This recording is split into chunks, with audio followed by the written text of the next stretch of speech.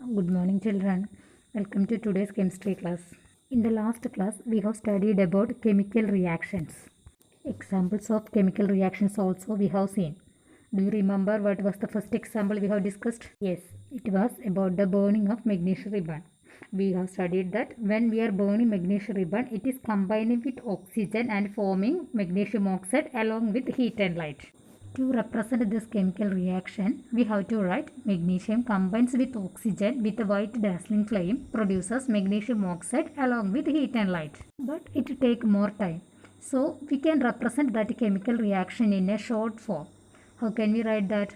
We can write magnesium plus oxygen gives magnesium oxide plus heat and light. The representation of a chemical reaction like this is known as a word equation.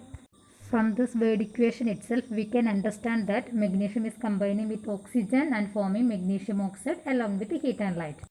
The names of the reactants are written on the left hand side with a plus sign between them. The names of the products are written on the right hand side with a plus sign between them. And an arrow is put in between reactants and product such a way that the direction of the arrowhead is from reactant towards the product. This chemical reaction can be represented in a still shorter and faster method by using the symbols and formulae of the reactants and product instead of their names. So, instead of writing magnesium, we can use the symbol of magnesium, that is Mg. Like that, instead of oxygen, we can use the symbol O2. They are combining and producing magnesium oxide. The formula is MgO. So, we can write MgO instead of magnesium oxide, and along with that heat and light also produced, so that we can write by putting a plus sign. Then another reaction we have studied in the last class was the reaction of zinc with sulfuric acid. How can we write the word equation for that? Zinc plus sulfuric acid gives zinc sulfate plus hydrogen. Here zinc and sulfuric acid are the reactants and zinc sulfate and hydrogen are the products. Now we can represent this chemical reaction in a shortest method by using the symbols and formula of the reactants and product, that is Zn plus H2SO4 gives ZnSO4 plus H2. This shortest method of representing a chemical reaction in terms of symbols and formulae of different reactants and product is called a chemical equation. So, in a chemical reaction, the reactants are written on the left hand side, the products are written on the right hand side, and an arrow is put in between the reactants and products. Now, consider an equation Zn plus H2SO4 gives ZnSO4 plus H2. In this equation, we can check the number of atoms of different elements present in the reactant side and product side. That we can tabulate like this. The first element is zinc. How many zinc atoms are present in the left hand side? That is on the reactant side. One zinc atom. So we can write here one zinc atom. Then how many zinc atoms are present on the right hand side? That is on the product side. Again one zinc atom. So here we can write 1. Now the next element is hydrogen. Its symbol is H. Now how many hydrogen atoms are present on the left hand side? 2 hydrogen atoms. So here we can write 2. How many hydrogen atoms are present on the product side? Again 2. So we can write here 2. Then next element is sulfur.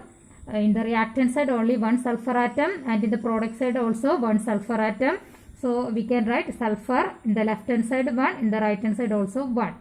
Then oxygen, next element, 4 oxygen atoms are there in the left hand side, and in the product side also 4 oxygen atoms, so that we can write O is the symbol of oxygen, 4 atoms on the left hand side and 4 atoms on the right hand side. So in this equation, the number of atoms of different elements are zinc. In the left hand side 1 atom, in the product side, that is on the right hand side also 1 zinc atom, hydrogen 2 in the left hand side, 2 in the right hand side, sulfur 1, 1, oxygen 4, 4. So in this equation, the number of atoms of different elements are equal on both sides. Such an equation is known as a balanced chemical equation. So the equation in which the number of atoms of each element on two sides of the equation are equal is called a balanced chemical equation.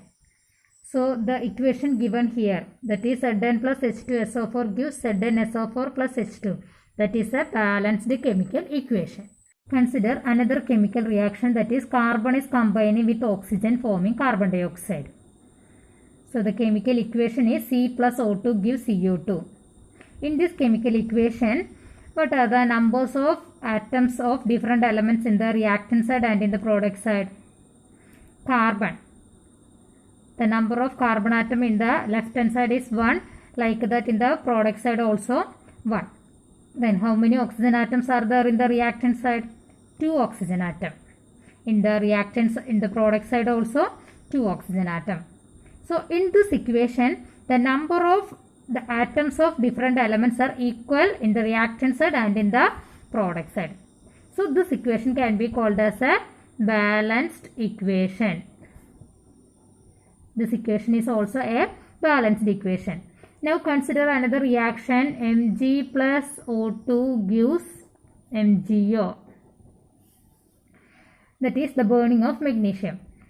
Here, how many magnesium atoms are there on the reactant side and in the product side?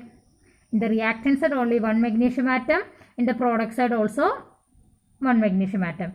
What about the number of oxygen? In the reactant side 2 oxygen atoms are there, but in the product side only 1 oxygen atom is there. So in this equation, the number of magnesium atoms are equal on both sides, but the number of oxygen atoms are not equal. Here it is 2 and here it is only 1. So the number of oxygen atoms is not equal on both sides. Such an equation in which the number of atoms of elements are not equal is known as an unbalanced chemical equation.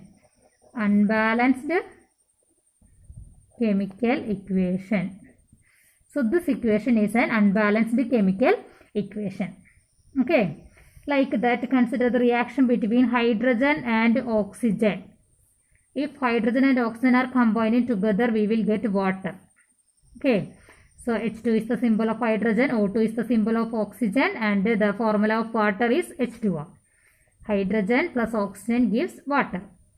Here, what are the numbers of hydrogen and oxygen on both sides? Hydrogen 2 in the reactant side, in the product side also 2. Oxygen 2 in the reactant side, but only 1 in the product side.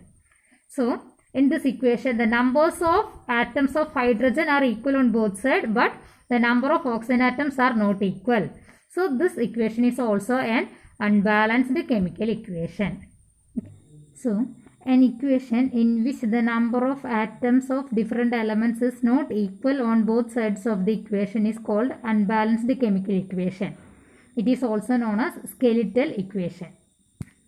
Now, do you remember the law of conservation of mass we have studied in the last year? According to law of conservation of mass, mass can neither be created nor be destroyed. Or it can be written as mass of the reactant should be equal to mass of the product in a chemical reaction.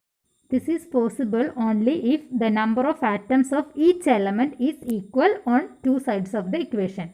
That is, the number of atoms on the reactant side should be equal to the number of atoms on the product side. That means the equation should be balanced. That is, the number of atoms of different elements present in the reactant side should be equal to number of atoms present in the product side. If it is not so, we have to make it equal. That is known as balancing. It means making the number of atoms of each element equal on both sides of the equation. So, if an equation is an unbalanced equation, we have to balance that equation in order to follow the law of conservation of mass. Balancing of chemical equation involves different steps that we can discuss in the next video.